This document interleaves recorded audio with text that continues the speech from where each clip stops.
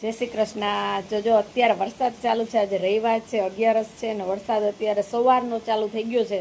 આજે વાવણી કરવાની હતી એની બદલે વરસાદ વરસી ગયો છે. કાંઈ વાંધો નહીં, મેઘરાજાને આપણે કાંઈ ના પડાતી નથી. વેલકમ. વરસાદ છે તો બધું છે, નહીતર કાંઈ નથી.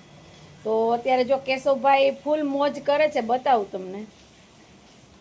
તો આ નાના નાના બદુડિયા, એને બહુ જ શોખ છે આવા રમકડાનો. હજી મોટો થઈ ગયો પણ આ રમકડા અમારે ન જાય. નાના બચ્ચા છે, એમાં કેટલાયને દોરા બાંધાય છે, કેટલાને ગાડિયા કર્યા છે, બધુંય કર્યું હોય છે. અને કેશવભાઈ રમે છે. જો અત્યારે બચ્ચાને ક્યાં ગારામાં નવડાવ્યા ને પેલા કેશવ? હજી એક તો પાછળ છે, એનો વિડીયો લેવા જાવ જોઈએ પાછળ.